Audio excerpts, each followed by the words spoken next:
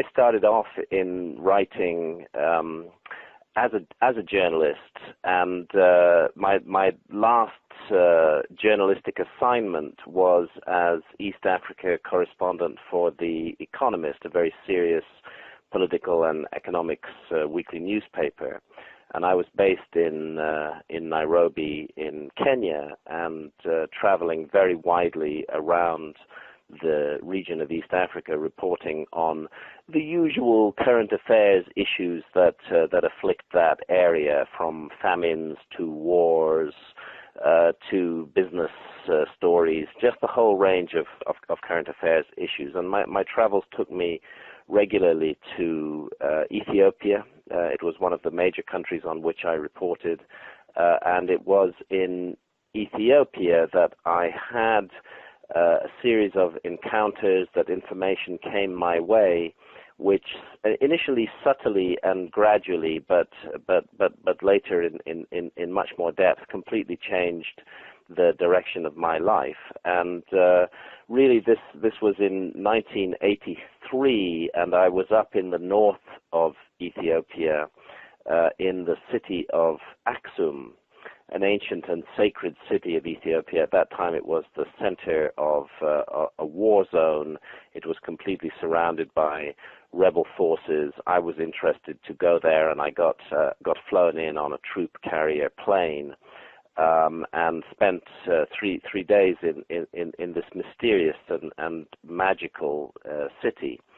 A very ancient city filled with ancient ruins. There are obelisks there. One of them weighs more than 500 tons. There's a huge tunnel system under the ground. There's the most ancient Christian cathedral in Africa, the Cathedral of St. Mary of Zion, which goes back to the 3rd century after Christ. And in the grounds of that cathedral is a little stone chapel surrounded by metal railings and heavily guarded by armed men. And in that chapel, in the grounds of the chapel, I met the monk who is responsible for the chapel, and he told me an astonishing story that behind us in the chapel itself was the true and original Ark of the Covenant, the most treasured, the most important relic of Old Testament times. And indeed, the disappearance of the Ark of the Covenant from the Old Testament is one of the great mysteries of the Bible. It was a really eerie encounter. I remember it distinctly in the early evening with dusk falling, talking to this old monk with cataracts over his eyes, and a sense that some kind of truth was coming from him, that he wasn't just making up a fable, that there really was something mysterious in that chapel. And it set me off on a process of investigation and inquiry. When I asked academics about Ethiopia's claim to possess the Ark of the Covenant, they said, well, yes, everybody knows this. The Ethiopians make that claim, but of course they're just making it up. It's just a national epic. It's a fantasy that they invented at some point in history to make themselves look more grandiose. But when I looked at the evidence on the ground and found that there was, as well as an ancient tradition of Christianity in Ethiopia, there was an ancient tradition of Judaism. Indeed, there were Ethiopian Jews, the Falashas, who practiced an Old Testament form of Judaism, who had their own story about the Ark of the Covenant and about how it had been brought to Ethiopia. I came to the conclusion that the academics might be missing a trick, and I decided to investigate further. And gradually, over the years that followed, this investigation drew me out of current affairs and into what was to become the focus of my life for the next 2 decades, which was the really an alternative view of history, a reinvestigation of the history of humanity. And it started with the Ark of the Covenant, and that book was The Sign and the Seal, and it was published in 1992. Did you have any prior interest in this kind of field before that point? No, I really didn't. I was totally focused on current affairs. The only area of overlap really is that I have, as a reporter, as an investigator, I feel that I've always stood on the edge of things. I've never felt, although I was working for a mainstream newspaper, I've never felt particularly mainstream myself, and I've always taken a critical, sometimes even a radical view of mainstream pronouncements. So, for example, in the 1980s, I published a book about foreign aid called Lords of Poverty. Now, in the 1980s, foreign aid was considered to be a universal good, and nobody really questioned it. And my book was one of the first books ever to question foreign aid and to ask ourselves, really, is this actually a good thing or not? And I think that perspective of being an outsider and of bringing a radical view to accepted truths did carry over into my investigation of historical mysteries, but really I had no involvement with history before Ethiopia connected me to it in this very direct way with the Ark of the Covenant. That's interesting, because a book like that brought you out to a different audience, I think, from the very beginning, an audience that was much more concerned with this idea of alternative history, or shall we even say counterculture? Did you feel drawn to the counterculture at a younger age? I've always been skeptical of the way that our societies are run, the way that mind control works in our societies, the way that there is a mainstream accepted view of things which we're all simply supposed to buy into. And so I suppose to that extent, I've always been a countercultural figure. I've always felt that there must be another point of view, that just because 90% of the human race believe this to be true doesn't necessarily mean that it is true. Just because Professor X or Dr. Y tells me that I must believe this, I don't see any reason why I should believe this. And I certainly found, when I began publishing books about ancient mysteries, first The Sign and the Seal and then Fingerprints of the Gods, that these books did resonate widely with the public.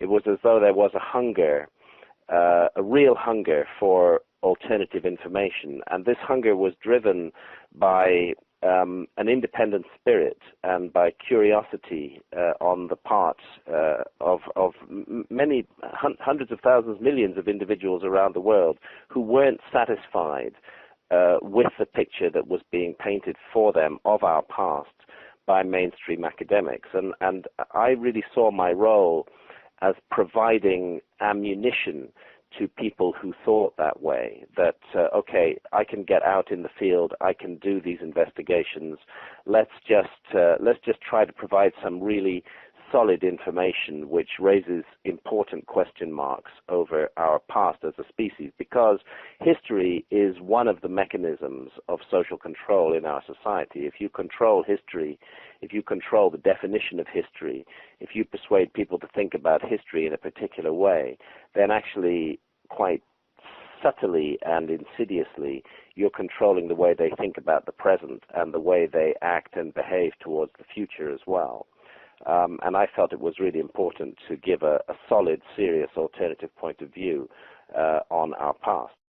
So it seems that, in that mainstream academia has sort of, found your work abhorrent in some ways. Yeah, I ran into a lot of trouble with academic historians and Egyptologists in particular. Clearly, I had stirred up a hornet's nest by questioning views of history, and particularly with Fingerprints of the Gods, which considers the possibility of a lost civilization more than 12,000 years ago, when humanity is supposed to have been at the hunter-gatherer stage. See, history and archaeology have developed a paradigm or a model of how the human story is supposed to look, and basically it's like this, that we were hunter-gatherers in what is called the Upper Paleolithic, the end of the Stone Age. We were nomadic tribal peoples wandering from place to place, hunting and gathering for our living. Then, round about less than 12,000 years ago, 10, 8, 7,000 years ago, you get the introduction of agriculture, you get the first megalithic structures beginning to appear, you get the first major settlements, no longer no longer transient camps for hunter-gatherers, but villages, then towns, then cities. About 5,000 years ago, you see the dawning of the first great civilizations, ancient Egypt and ancient Sumer, with their systems of writing and documentation, and thus with the beginning of true history, because history does depend on documents, and the first documents that we have date to about 5,000 years ago. And so it's been seen as a kind of steady evolutionary progress from primitive cavemen through the whole process of agriculture and the development of cities and civilizations until you get to the modern world, and we ourselves are seen as the apex and the pinnacle of all human achievement. In other words, it's a straightforward Darwinian model applied to human society. And by suggesting that that model could be wrong, that there could have been a whole earlier cycle of civilization that we've just lost all trace of, by suggesting that we are, in fact, a species with amnesia who've forgotten our own past, and by providing evidence for those suggestions, I was disturbing the foundations of the entire archaeological and historical model. And because I wasn't alone, because there were other researchers like John Anthony West and Professor Robert Schoch at Boston University, who've done incredible work on the antiquity of the Sphinx from a geological perspective, or Robert Boval, the engineer who first drew attention to the astonishing similarity between the pattern of the three great pyramids of Giza on the ground and the pattern of the three stars of Orion's belt. Because there were a whole group of us working away and providing evidence from different quarters, we became a serious threat to the mainstream academic model of history, and that threat was responded to with, really vicious and unpleasant personal ad hominem attacks on us as individuals, as well as on our work. And for a number of years certainly during the 1990s and into the early 2000s, this was a very hot issue and a very hot debate. And it was really intriguing to see the political elements of this debate. You could definitely see that here were a body of people who felt that they had been solely appointed, as though they almost had a divine right to tell the story of history to us, and that anybody else who tried to present a different narrative was some kind of heretic or even criminal. That's how I found myself being typecast. So it was a very interesting period, and it was quite unpleasant at times. But I discovered as I went along that these academic historians and Egyptologists are also violently unpleasant to each other as well, and that there are incredible internal disagreements amongst them, and that the whole thing is riddled with bitchiness and unpleasantness, really. All of academia seems to be that way. We interviewed Robert Bouval about 2 years ago, and what I found interesting is that some of his theories seem to have gained, if not like mainstream academic acceptance, at least like popular acceptance. And do you think that your work might gain that same sort of popular acceptance? Well, no, it clearly did. My work clearly did gain popular acceptance. I mean, Fingerprints of the Gods, which is certainly my best known book, and which argues the case for a lost civilization wiped out in the cataclysms at the end of the last ice age. That book has sold more than 5 million copies around the world. It's been an enormously popular book, and I think it has had an effect, particularly on the way the younger generation look at history, which I'm very, very pleased to have played a part in leading people to be more skeptical and more questioning about the story of the past that is given to us by mainstream historians. But actually winning this battle and getting the establishment to accept that there might have been a lost civilization, that I certainly have not succeeded in doing. But I think I have persuaded a lot of people that this idea is at least worthy of further inquiry. And for many intelligent people who are inquiring into these matters themselves, I think what my work has done, and the work of others, is provide them with ammunition to take their own studies further. I think you make a good point there, and I think a lot of our audience has probably many of them have already read Fingerprints of the Gods, I would say, and I've noticed in conversations that I've had with you and some interviews and some things that I've read, you've mentioned a book called Hamlet's Mill as being very influential on you in Fingerprints of the Gods. Could you maybe take a moment and just introduce our audience to this book? Yeah, Hamlet's Mill is an incredibly important book. And it's written by two professors of the history of science, by Giorgio di Santillana, who was professor of the history of science at the Massachusetts Institute of Technology, MIT, and his co-author Hertha von Deschend, who was professor of the history of science at Frankfurt University in Germany. The book was actually published in the 1960s, and it's such an obscure and difficult academic text that for many years it was ignored. And I definitely played a part in bringing it out of obscurity when I drew attention to it in my book, Fingerprints of the Gods. Because what this book, Hamlet's Mill, does, and remember it's by two esteemed professors of the history of science, is that it shows that a kind of coded message appears to have been passed down to us in myths and traditions from the deepest antiquity, in myths that predate the beginning of any known civilization. And these myths often concern global cataclysms, particularly global floods, and they all include specific numbers, an eerie repetition of a sequence of numbers. And these numbers all turn out to be based on the number 72. So, for example, in the myth of Osiris in ancient Egypt, we find that he is plotted against and murdered by his rival Set with 72 conspirators. And I won't go into the details here. It's all thoroughly documented in Fingerprints of the Gods, but there are just thousands of myths from all around the world that repeat this same sequence of numbers, and they appear to do so in cultures that were not in contact with one another. So 72 times 30 is 2,160. Double that is 4,320. 72 plus 36 is 108. Half of that is 54.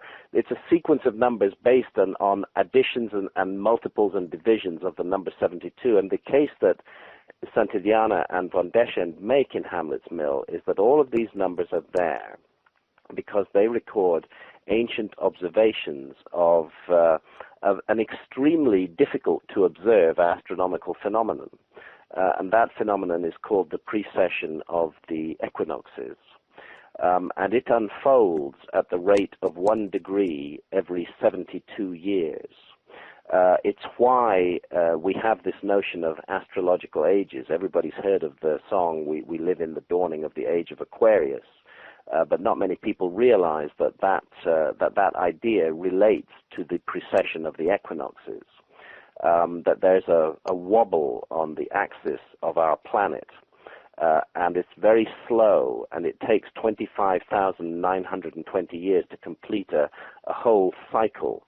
You know, if you envisage something like a very fast-moving spinning top, as it begins to slow down, you'll notice that the top starts to wobble, and that the upper part of the top begins to transcribe a circle as the wobble takes place. That is precession, and that's what happens to our planet. And because our planet is the viewing platform from which we observe the stars, it results in changes in the orientations of the stars, and it affects the rising times of the stars against the background of the sun at particular times of the year.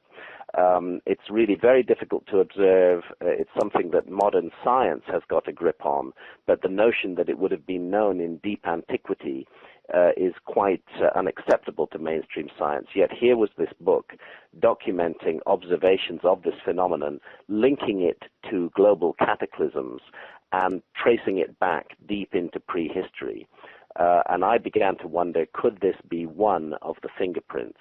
Perhaps there are many others of a lost civilization which passed down information to us through myth and tradition, and it really played a very important role in my research for Fingerprints of the Gods. It's just this idea that you're talking about that has been picked up by within the 2012 meme that's going around so hard right now. This is what you talk about in 2012 Science or Superstition. Yeah, the 2012 meme is also about precession. I think most people are aware of and I must pay tribute here to the very important work of my friend and colleague John Major Jenkins, who is one of the most serious and important researchers of 2012. And he's shown that the date of the 21st of December 2012, which marks the end of the Mayan long count calendar, happens to coincide with a very interesting moment astronomically. And this is when the sun on the winter solstice is seen to rise against the background of the center of our galaxy, of the center of the Milky Way. And it's clear that this is what the Mayan calendar coming to an end on the 21st of December 2012, or at least the current cycle of the Mayan calendar, is aimed at, and that the ancient Maya had that same sophisticated knowledge of precession, which is expressed in all of those ancient myths, and they were able to calculate the skies forward, rather as we can do with a modern computer program, that they were able to calculate them forward and work out that there would come a time when the background stars against which the sun would rise on the winter solstice would be those at the center of the Milky Way galaxy.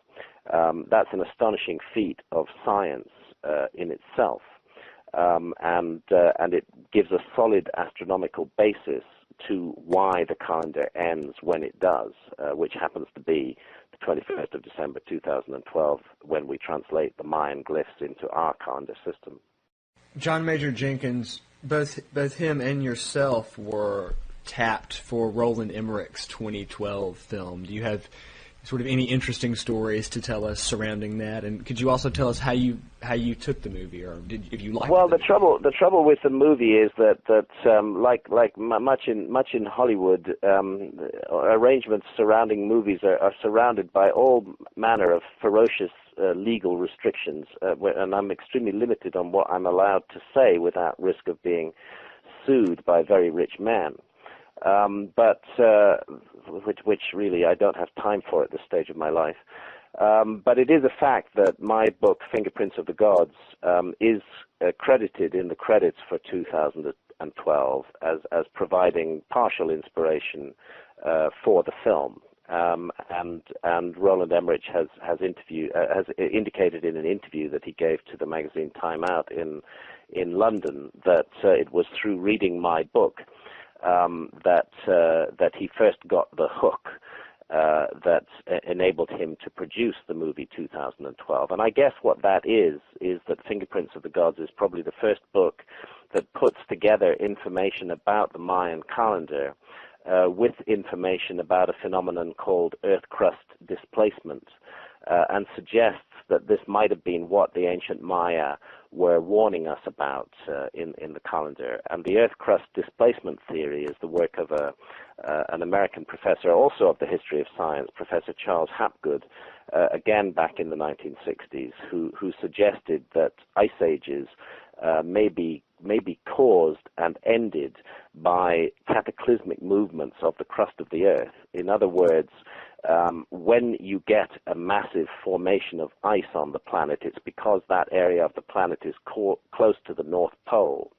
And he envisaged the planet rather like a gigantic orange with a loose skin, and that occasionally, from time to time, geological forces would result in the entire outer skin of the planet moving in one piece around the core, shifting areas that were close to the pole much closer to the equator, resulting in a massive ice melt, and at the same time shifting areas that were in relatively warm latitudes closer to the poles, and resulting in the buildup of ice on those areas. And if such a geological process does exist, it would indeed be cataclysmic, and that was what Emmerich portrayed in his movie 2012. It was certainly more over the top than the Poseidon Adventure, I've got to say. Yes, it certainly was. I mean, I feel that the film would have been stronger if it had included an archaeological element, but it did not do so. It focused on special effects and drama and all of the things that Hollywood loves. I mean, the special effects were actually quite realistic to what would happen if there were a displacement of the crust of the Earth. But I'm by no means convinced that the Maya are warning us about a coming blind global cataclysm. The Mayan traditions, like all of the traditions of the ancient world that refer to global cataclysm, always implicate humanity in this matter. In some mysterious sense, it's our behavior, our choices, the direction that we go in as a species, which plunges us into periods of darkness and destruction, and therefore we have to take responsibility for that. And it raises the possibility that we don't have to face a global cataclysm in 2012, that humanity can still make choices that could lead us in a more positive and worthwhile direction. What's your take on the idea that 2012 holds some mass shift in human consciousness? Well, first of all, it's important to be clear, and again, John Major Jenkins' work really underlines this from the astronomical point of view, that the Maya were more... when we focus on the rising sun against the center of the galaxy, we're actually looking at a window of time which is about 80 years wide, which takes us back from the 1970s or 80s through into the middle of the 21st century. And I must say, if ever there were a period in human history when it could be said that we stand at a crossroads, when it could be said that it would be possible for a huge transformation of consciousness to sweep across the planet, it would be in exactly that window of time. We do live in very troubled circumstances right now.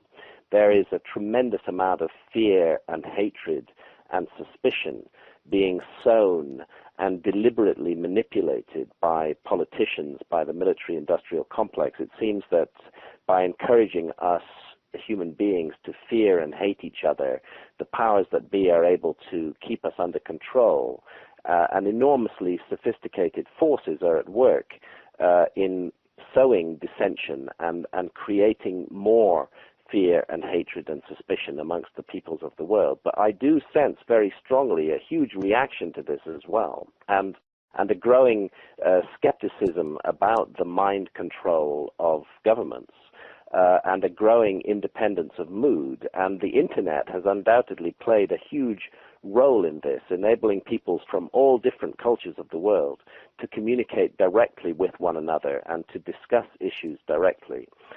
So I actually am hopeful that we live in a time that will see a transformation of the human species, when we will throw off the chains in which our minds have been enclosed for so long, and wake up to our true potential as fully conscious beings. I think that we're definitely living in a time when that could happen. We're also living in a time where we could be so misled and so misguided by negative and evil forces in our society that humanity is perhaps perfectly capable of wiping itself out. I shudder to think, really, of the number of nuclear warheads presently floating around the Middle East. I mean, Israel is rumored to have at least 100. Pakistan has 100 nuclear warheads as well. And there's a deeply unreasonable state of mind revolving around the entire problem of the Middle East, which very easily in our lifetimes could lead to cataclysm. And there are also the gross and grotesque mistreatment of the Palestinian people, which fuel anger on their part. And maybe it's time that the world woke up to this. When there was terrible injustices being done in South Africa in the name of apartheid, the world responded and applied sanctions to South Africa. And I think certainly the way that Israel today is behaving towards the Palestinian people, it's time that the world took some responsibility for that. And disciplined Israel and prevented Israel from behaving in such a negative way towards the Palestinians and creating more hatred and fear. We can't go on fueling this cycle of hatred and fear. Somewhere it has to be broken. And it seems to me that those who have the most power and the most wealth and who are in the most secure and the most strongly reinforced positions should be the first to show generosity of spirit in this regard. And it just may be the case in our lifetime that we will see either a man-made disaster brought down on our heads or an awakening to consciousness and a new willingness to move forward as humans with love and with decency and concern and care towards one another. And ultimately, the choice is ours. Do you think that the ever-increasing rate of acceleration of technological innovation has some role in what's to come? I mean, obviously it does, but I think that in some ways it's underestimated right now. We think the internet is kind of the end of technology, when clearly in some ways it's just the beginning of what. Well, I think for me, actually, the problem is that we have created a kind of monstrous society that believes that everything may be achieved through technology, that somehow the whole story of human development should be focused on the issue of technology alone, that any problem can be solved with technology, that we've come to define ourselves in terms of our amazing technological achievements. And I think that actually what this has done is it has deeply unbalanced Western society. We've moved much too much in the direction of materialism, the material realm, defining ourselves in material terms, looking for material solutions to problems, and forgetting about the spiritual side of mankind, which is of at least equal importance. And if we go on trying to solve the world's problems with technology alone, without considering the spiritual dimensions to those problems, then I think we will never, never, never succeed. So my main problem with technology is the fact that it has come to be defined as our sole and most effective mechanism from dealing with our problems, and I don't think that's the case. Now, and when you say problems, I think in many ways you're pointing back to this postmodern kind of stress that you were talking about earlier. Well, I'm talking about the whole state of the world. I mean, for example, consider the environmental issues in the world today. When we talk about global warming and environmental issues, we tend to talk exclusively about technological solutions to these problems, about reducing our carbon footprint and so on and so forth, new technologies that will be less polluting, less damaging to the environment. But really, I think we have to address the spiritual state of mind that has led us as a species into suicidal acts. You know, for example, the ongoing horrendous destruction of the rainforests around the world, whether in Indonesia or Central Africa or South America in the Amazon. The very fact that as a species we've been prepared to allow this to happen at all suggests to me some very profound and damaging spiritual imbalance in human nature. And if we don't address that imbalance, it doesn't matter how great technologies we develop, we're still not going to fix the problem. So Terence McKenna talked about, the late great Terence McKenna talked about what he called an archaic revival, like a return to, I think his terms were the last sane moment that we knew as a species, which to him was sort of a return to like a hunter-gatherer kind of spiritual mindset. And maybe this is a good time to sort of talk about your two most recent books, Supernatural and Entangled. Sure. Well, absolutely. And I'd like to begin by expressing my deep appreciation, respect, and regard for Terence McKenna and for the brilliant work that he did. And although he unfortunately has passed away, I'm so glad that his voice is still with us in the form of recordings found all over the internet and available on CD everywhere, because Terence McKenna was one of the great minds of the 20th century, and a great thinker. And this notion of the archaic revival, I think, it's a really important idea. We're not going to return unless humanity really turns on itself and destroys itself. We're not going to return to the hunter-gatherer lifestyle. I think the challenge for the West is to integrate technology and the achievements of Western civilization with a whole other way of looking at the world. And I feel that shamanism is of fundamental importance in this matter. In modern industrial societies, we've tended to devolve the spiritual side of life to the mainstream religions, whether we're talking about Christianity, Islam, or Judaism. These three great monotheistic faiths are seen as the holders and as being responsible for all spiritual aspects in our lives. And this is really terribly unfortunate because actually, in my view, all three of these religions are about as far away from true spirituality as it is possible to get. These have become huge, powerful bureaucracies dominated by angry old men who impose their views on us by claiming to be the sole intermediaries between us and the divine realm.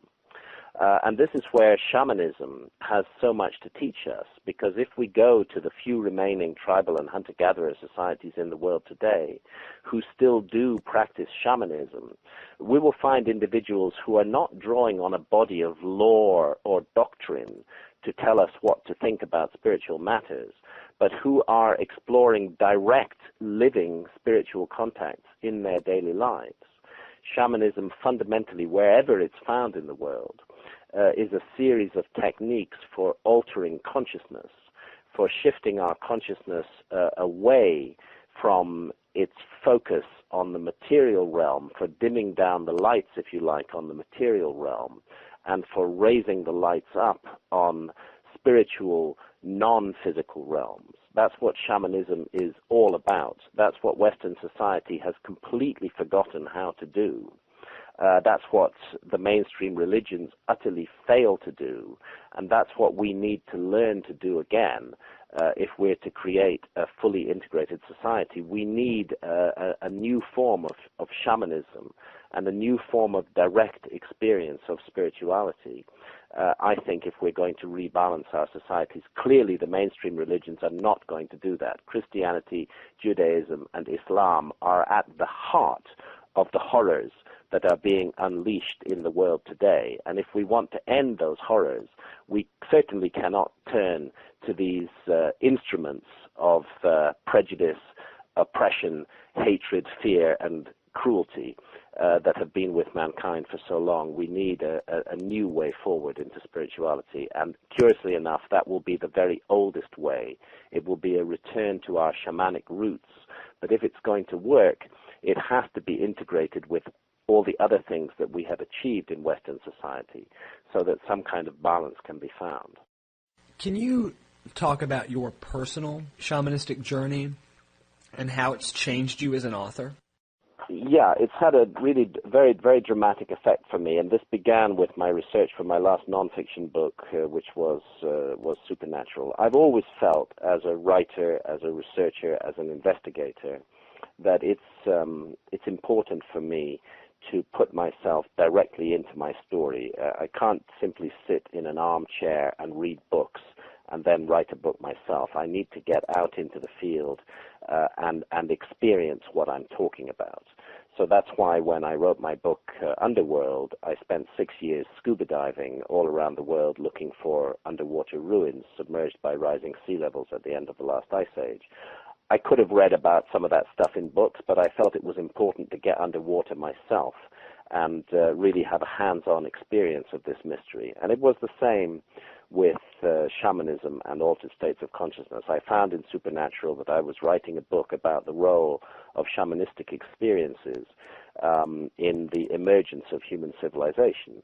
And therefore it became important for me to have shamanistic experiences myself. And it's just a fact that shamanism all around the world, wherever it's found, the single unifying factor is altered states of consciousness. And more often than not, these altered states of consciousness are brought on by using powerful, visionary, psychedelic plants. So I went down to the Amazon, and I sat with shamans there in the Amazon, and I began to drink the powerful psychedelic brew that's been used in the Amazon for thousands of years as a vehicle to enter the spirit world, the brew called ayahuasca, meaning the vine of souls. And I found my experiences with ayahuasca, which began as a research project, but which have continued as a personal spiritual exercise long after the research project was complete, have indeed fundamentally changed almost everything about my life. Ayahuasca. There's evidence, by the way, archaeological evidence for the use of ayahuasca in the Amazon going back at least 4,000 years. Ayahuasca is used by virtually every indigenous culture in the Amazon jungle, and it has spread out of the jungle, and it's found now in the cities of Brazil and Peru. In Brazil, you have the Santo Daime and the Unidade Vegetal, which are both syncretic churches that mix elements of shamanism with Christianity and use ayahuasca as their sacrament. And ayahuasca has spread out of South America entirely, and it's now possible to participate in ayahuasca ceremonies really all around the world in virtually every country. And this is the remarkable spread of ayahuasca around the world is happening because the experiences that it allows us to have are transformative and are found to be valuable by individuals all around the world. And it operates at least two very clear levels. At one level, ayahuasca will work with you as a person, and you will find yourself once you're an hour or so into the ayahuasca journey, and ayahuasca will typically take you on a journey that lasts 3 to 5 hours. Once you're an hour or so into it, you will often find yourself reviewing aspects of your past life. You're shown scenes. It's really like a life review. You're shown scenes from your life, and you're shown how you behaved towards others at particular crucial moments. And whereas up until then you may have persuaded yourself that a particular nasty or cruel word that you said, some harsh or unpleasant act that you committed was okay, it was acceptable, of course you were justified in why you did it, you were provoked, etc., etc. Ayahuasca will not allow you to make those excuses. It shows you exactly how you were, without any self-flattery, without any illusions, when just in the cold light of day, you are shown the truth about yourself. And many people, myself included, find this aspect of ayahuasca incredibly valuable. It's painful. It often leads you to break down in tears in the middle of an ayahuasca session, but you come out of it filled with a strong motivation to change yourself for the better as a human being, to become more nurturing, to become less toxic towards others, to introduce love into your life rather than hatred and fear and suspicion. This is the first thing that happens with ayahuasca. And the second thing that happens as you move beyond that phase is that you are plunged into seamlessly convincing parallel realms, utterly different from this day-to-day world in which we live in on the earth. And in those realms, you meet intelligent entities construed by the shamans of the Amazon as spirits who have teachings to give you. And again, it seems to be part of some gigantic project for the betterment of mankind. There's been a huge amount of scientific work done with ayahuasca. The Hoasca project in South America involving the Harvard Medical School studied long-term users of ayahuasca, people who'd used it for 15 years or more, and was able to document no negative effects, only positive effects in their lives. There's compelling evidence, really intriguing, that drug addicts, people who are addicted to heroin or cocaine, if they drink ayahuasca in a structured setting, are very likely to be able to get rid of their addiction completely. There's a clinic in Peru called Taquihuasi, run by a French doctor, Dr. Jacques Mabit, and they bring heroin and cocaine addicts there for a month, give them a dozen ayahuasca sessions, and at the end of it, more than half of them have completely conquered their addiction and never returned to it again. And this is because of revelations about themselves that they receive during the ayahuasca journey. And in the Amazon itself, there is a view that an intelligent spirit lies behind the ayahuasca brew. They always see her as female.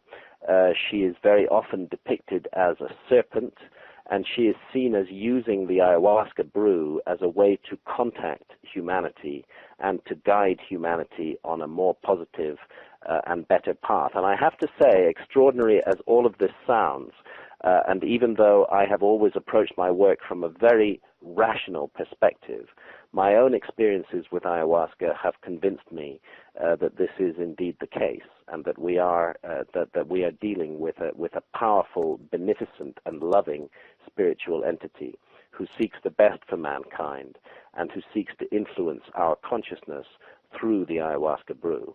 Isn't there an odd sort of an odd coincidence or just an odd part of the story about the ayahuasca brew? It's made of two different materials, and the natives there have strange tales for how they learned to put these two.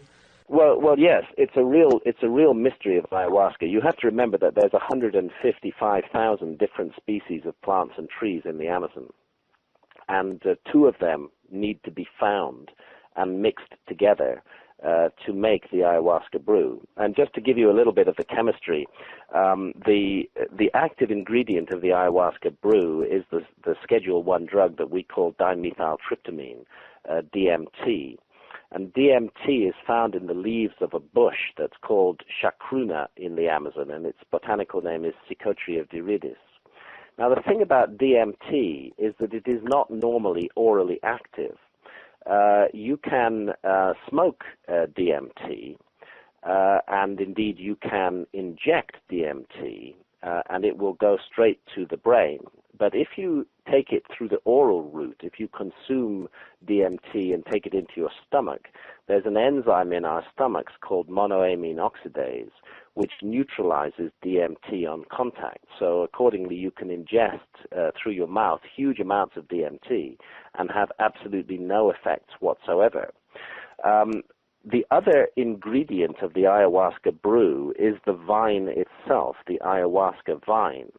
And it turns out that the vine contains a monoamine oxidase inhibitor, which switches off the monoamine oxidase in our stomachs and allows the DMT in the leaves to become orally active. It's really an astonishing, if you like, pharmaceutical achievement to have found these two plants and to have put them together out of the entire 155,000 different species of plants and trees in the Amazon. And when you ask the Amazonian shamans, how did their ancestors learn to do this? They say it's really very simple. The spirits told us to put these two plants together, because if we were to put these two plants together, then we would be able to communicate with the spirit world more easily. And it's very strange, but that precise idea echoes something that was said again and again in a scientific study that was done at the University of New Mexico in the 1990s. And that scientific study was conducted by Dr. Rick Strassman, who's a psychiatrist at the University of New Mexico. And he was the first American scientist for more than 20 years to be given permission by the federal government to work with human volunteers and a major hallucinogen. And the hallucinogen that he gave them, in their case by intravenous infusion, by injection, was dimethyltryptamine. Now, DMT given in pure form rather than mediated through the ayahuasca brew produces a very rapid, short trip. Ayahuasca will take you on a 3 to 5 hour journey, but DMT smoked or injected will take you on a 12 to 15 minute journey. And in the case of Rick Strassman's volunteers at the University of New Mexico, they were lying on a hospital bed. They were given DMT by intravenous infusion. They went on this 12 to 15 minute journey. And when they returned to normal states of consciousness, Rick Strassman would interview them and ask them to report on what they could and what they had seen and what they had experienced during their DMT journey. And amazingly, very large numbers of them, although they were not comparing notes and were not in contact with one another, reported encounters with the same mysterious entities and beings who very often took the form of part human, part animal hybrids. And in a number of cases, these mysterious entities or beings told the volunteers, "We're so glad you've discovered this technology," meaning DMT, "now we'll be able to communicate with you more often." Precisely the same idea that shamans speak of concerning ayahuasca in the Amazon. And Rick Strassman, as the primary scientific researcher in this field, really his work is unique. It has not been, no further research has been done since he stopped his project in the mid-1990s, and therefore he's an absolute authority on this field. And he raises the intriguing possibility that what DMT may be doing is retuning the receiver wavelength of the brain, and allowing us to actually gain access to parallel universes or parallel realms, to dark matter, if you like, to levels of reality that are not normally accessible to our senses. And Rick points out that, as well as being a Schedule I drug, DMT is a natural neurohormone of the human body. Our own brains produce DMT. You and I and everybody listening to this show has DMT in their bodies, in their blood, in their cerebrospinal fluid, in their urine, in subpsychedelic quantities. But it may be the case that the body sometimes produces a surge or a spurt of DMT, which may explain a whole level of extraordinary, spontaneous, visionary experiences. And what really lies behind this whole analysis is a new view of the brain. You know, consciousness is one of the great mysteries of science. Really, science has no explanation for what consciousness is. There's an assumption that consciousness is simply generated by our brains, the way a factory makes cars. But this is not a fact. It's not demonstrated by any empirical evidence. It's simply an assumption of science.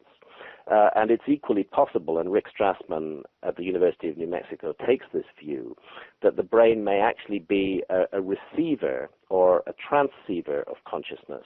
And if that is the case, then indeed we could, by shifting the receiver wavelength of the brain, pick up, if you like, other broadcasts, other realms that we normally don't see. And perhaps these are the same realms that quantum physicists call parallel universes or parallel worlds, and perhaps they are inhabited by intelligent beings, and perhaps that's precisely who we get in contact with in these deeply altered states of consciousness. I was looking for an explanation of why there had been a huge change in human behavior between 40 and 30,000 years ago, when the first great cave art began to appear, cave art documenting encounters with supernatural beings. At that same moment, we have this tremendous leap forward in the evolution of human behavior. And I began to realize that these events might have been connected, that experiences in visionary realms may have put us in contact with what I call the ancient teachers of mankind. We can find modern examples of this in the case, for example, of Francis Crick, the discoverer of the double helix structure of DNA. It came out after his death that Francis Crick had first seen a vision of the double helix while he was under the influence of LSD in the late 1940s and early 1950s. He was a regular user of LSD, so it was a visionary experience that led Crick to one of the most fundamental discoveries of modern science.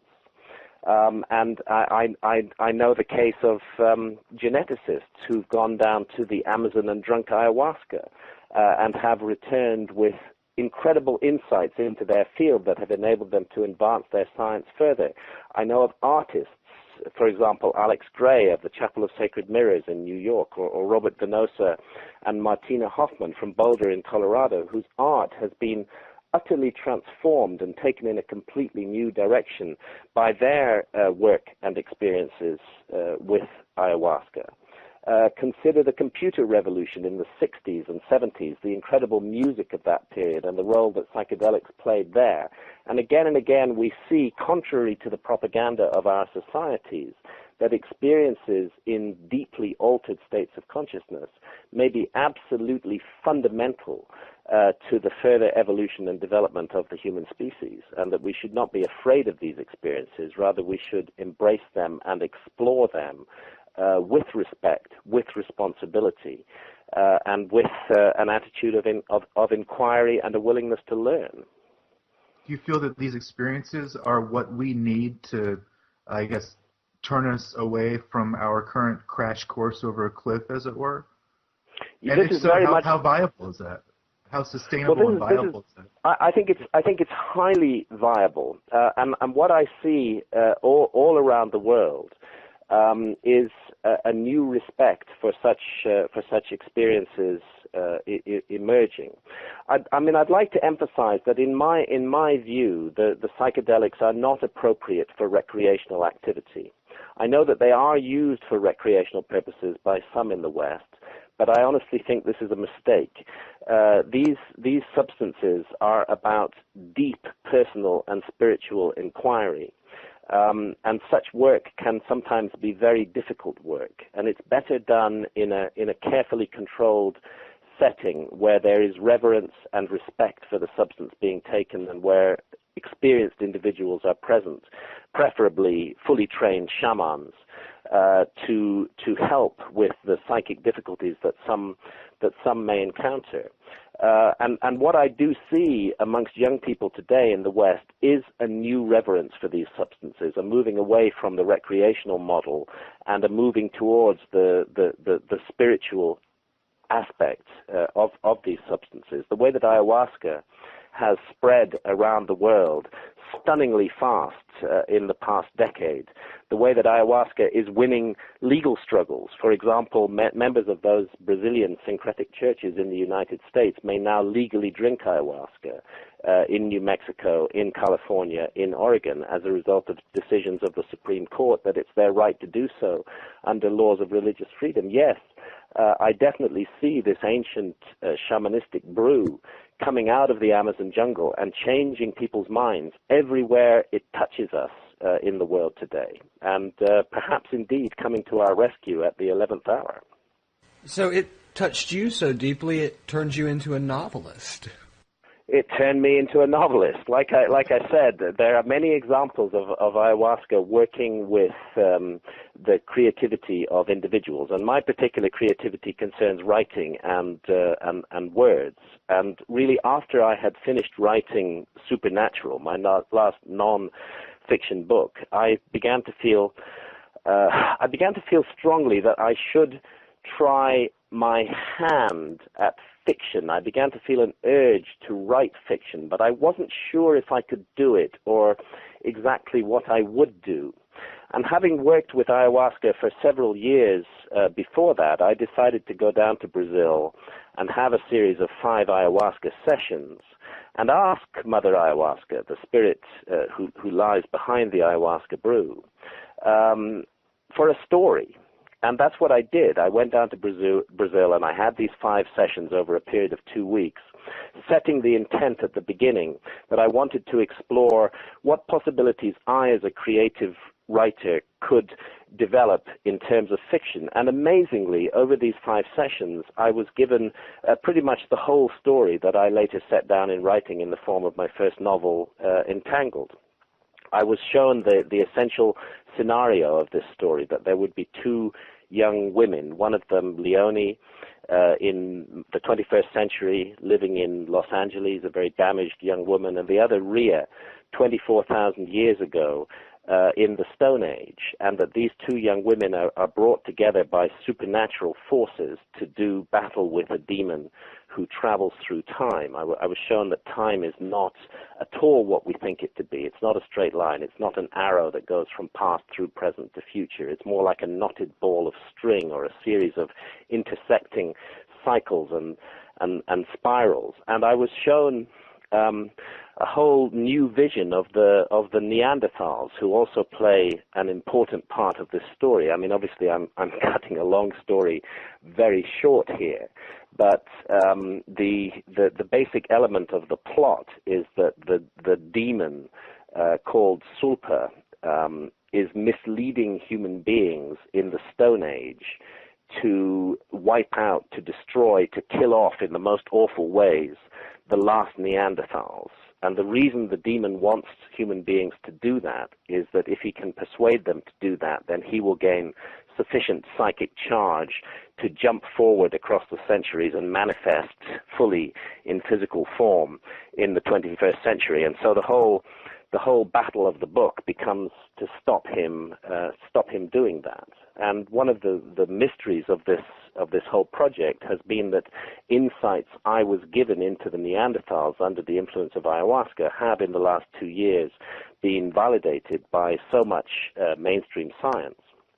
And this suggests to me that in some mysterious process that I don't fully understand, those visionary experiences were tapping into the truth. You have another novel sort of on deck, I understand? Well, I've got a second volume of Entangled. Entangled is in 2 volumes, and I'm 100 pages into the second volume. It's a big story. It's really an epic story of the battle of good against evil, which I think has been a fundamental part of the human story since the beginning of time. And it wasn't possible to tell it in 1 volume alone. This evil that you're talking about, we've seen. I mean, even in your touring in the United States over the past years, we've seen how this block on consciousness, this chain on consciousness, is not just a fictional element in your story. It's something that's happening in the world right now as we speak. And there are 2 topics that I'd really love you to address, if you could, today. The first is privacy over our bodies, which I think you've had a lot to say in relation to the body scanners that are going in, and the other one is sovereignty over consciousness. Yeah, in a sense, they're both interlinked. I had the experience of the naked body scanner in America. I spent the last 5 or 6 weeks traveling quite extensively around America, and in one airport, I forget which, I found myself confronted by the naked body scanner and a little notice in front of it saying that if I wished to do so, I could opt out, in which case I would be subjected to a pat-down. And I decided that I would opt out because I don't want all manner of mysterious radiation being beamed at my body, and I don't particularly want some remote viewer sitting looking at my naked form, which is actually my business and not his. And so I said, okay, I'm going to opt out. And then I was subjected to a really incredibly unpleasant experience, which I've subsequently learned many others have also suffered, which suggests to me that it is clearly a national policy at the moment. As soon as I said that I was going to opt out, security guards started shouting at the tops of their voices, opt out, opt out. And I was taken over to a place on full public view, and other security guards gathered round me, and then one of them subjected me to the most aggressive, rape-like, violent physical search. It was really extremely abusive and alarming. In fact, really very, very, very, very unpleasant, a deeply unpleasant experience, which went on for about 15 minutes. It was a full-scale physical humiliation. And now that I've learned that many others have subjected the same experience, it's obvious that what's going on here is that opt-out element is really just window dressing, and that what they're trying to do is to make the experience of opting out so unpleasant for us that all of us will just automatically opt in to the naked body scanner. And what I find really disturbing about that, it's not so much the issue of nakedness. I really don't care that much about it. It is the issue of obedience, that we are being taught a habit of automatic obedience to authority here. And I believe that automatic obedience to authority is a really bad thing. And you can see how, when it's taken far enough, you can see how bad it gets, for example, in the case of what happened in Nazi Germany. The people we're saying yes to now may not be the people we're saying yes to in 20 years, but the habit of saying yes will be there and will be ingrained in us. And what it does is it takes away from us our responsibility over ourselves and our own lives and hands it over to the state. And I feel exactly the same way over the issue of consciousness. I believe that the so-called war on drugs is a fundamental attack on human rights. I know that many drugs are dangerous and problematic, but I do not believe that the right way to solve those problems is to throw people in prison and invade their homes and ruin their lives with all the power and resources of the state. I believe very, very fundamentally that our consciousness must be our own business, and we must take responsibility for our own consciousness. And I believe that if I live in a society that does not allow me to be sovereign over my own consciousness, which is the most precious, the most fundamental, the most sentient, the most sacred part of myself, if I live in a society that will not allow me to be sovereign over that, then I can't be sovereign over anything at all. I think it's the last great human rights struggle. You know, we've had the struggle for civil rights, we've had the struggle for women's rights, we've had the struggle for gay rights. In every case, when we had this struggle, there were the prophets of doom who said that if those rights were granted, our society would collapse. In fact, the opposite is true. Our society has been strengthened by the granting of those rights. And I believe the same will be the case with our right over our own consciousness. We need to dare to take this next step and to recognize that the adult's right to sovereignty over his or her own consciousness is an absolutely fundamental human right, and that the decision of society to send us to prison for exploring our own consciousness through the use of ancient and sacred plants that have been in use in human culture for thousands of years is a fundamentally anti-human rights decision. Hear, hear. Can we win this struggle simply by asserting those rights?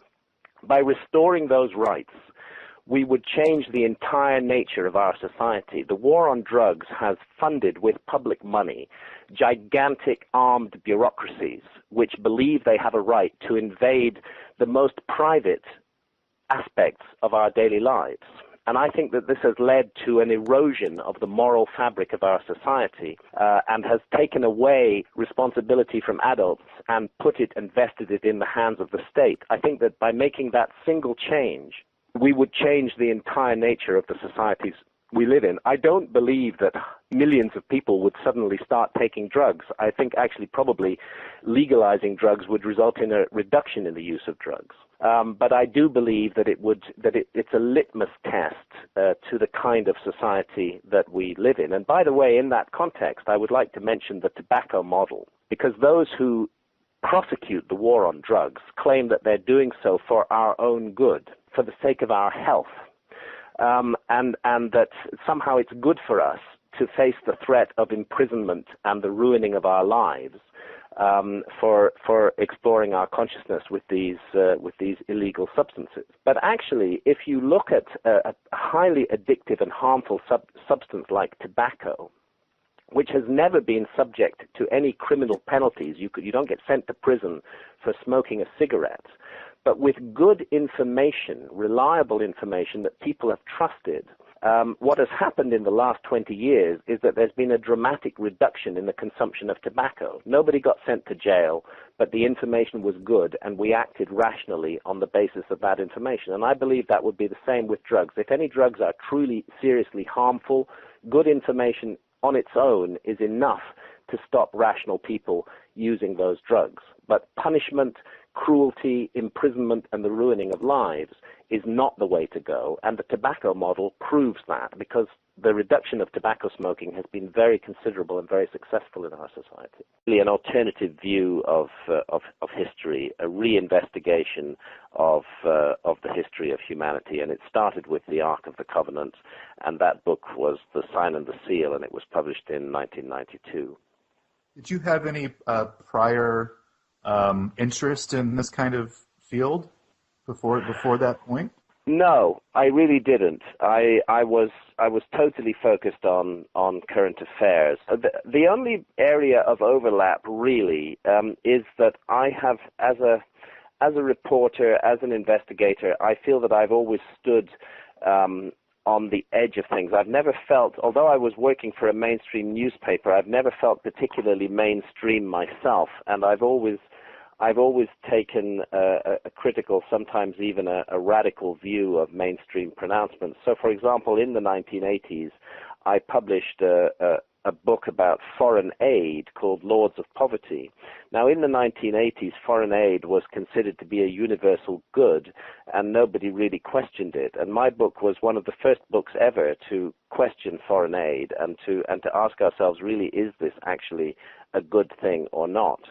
And I think that perspective of being an outsider and of bringing a radical view to accepted truths did carry over into my investigation of historical mysteries. But really, I had no involvement with history before Ethiopia connected me to it in this very direct way with the Ark of the Covenant. That's interesting, because a book like that brought you out to a different audience, I think. From the very beginning, an audience that was much more concerned with this idea of alternative history, or shall we even say counterculture? Did you feel drawn to the counterculture at a younger age? I've always been skeptical of the way that our societies are run, the way that mind control works in our societies, the way that there is a mainstream accepted view of things which we're all simply supposed to buy into. And so I suppose to that extent, I had stirred up a hornet's nest by questioning views of history, and particularly with Fingerprints of the Gods, which considers the possibility of a lost civilization more than 12,000 years ago, when humanity is supposed to have been at the hunter-gatherer stage. See, history and archaeology have developed a paradigm or a model of how the human story is supposed to look, and basically it's like this: that we were hunter-gatherers in what is called the Upper Paleolithic, the end of the Stone Age. We were nomadic tribal peoples wandering from place to place, hunting and gathering for our living. Then, round about less than 12,000 years ago, 10, 8, 7,000 years ago, you get the introduction of agriculture. You get the first megalithic structures beginning to appear. You get the first major settlements, no longer transient camps for hunter-gatherers, but villages, then towns, then cities. About 5,000 years ago, you see the dawning of the first great civilizations, ancient Egypt and ancient Sumer, with their systems of writing and documentation, and thus with the beginning of true history, because history does depend on documents, and the first documents that we have date to about 5,000 years ago. And so it's been seen as a kind of steady evolutionary progress from primitive cavemen through the whole process of agriculture and the development of cities and civilizations until you get to the modern world, and we ourselves are seen as the apex and the pinnacle of all human achievement. In other words, it's a straightforward Darwinian model applied to human society. And by suggesting that model could be wrong, that there could have been a whole earlier cycle of civilization that we've just lost all trace of, by suggesting that we are, in fact, a speech which goes back to the 3rd century after Christ. And in the grounds of that cathedral is a little stone chapel surrounded by metal railings and heavily guarded by armed men. And in that chapel, in the grounds of the chapel, I met the monk who is responsible for the chapel, and he told me an astonishing story that behind us in the chapel itself was the true and original Ark of the Covenant, the most treasured, the most important relic of Old Testament times, and indeed the disappearance of the Ark of the Covenant from the Old Testament is one of the great mysteries of the Bible. It was a really eerie encounter. I remember it distinctly in the early evening with dusk falling, talking to this old monk with cataracts over his eyes, and a sense that some kind of truth was coming from him, that he wasn't just making up a fable, that there really was something mysterious in that chapel. And it set me off on a process of investigation and inquiry. When I asked academics about Ethiopia's claim to possess the Ark of the Covenant, they said, well, yes, everybody knows this. The Ethiopians make that claim, but of course they're just making it up. It's just a national epic. It's a fantasy that they invented at some point in history to make themselves look more grandiose. But when I looked at the evidence on the ground and found that there was, as well as an ancient tradition of Christianity in Ethiopia, there was an ancient tradition of Judaism. Indeed, there were Ethiopian Jews, the Falashas, who practiced an Old Testament form of Judaism, who had their own story about the Ark of the Covenant and about how it had been brought to Ethiopia. I came to the conclusion that the academics might be missing a trick, and I decided to investigate further. And gradually, over the years that followed, this investigation drew me out of current affairs and into what was to become the focus of my life for the next 2 decades, which was the real.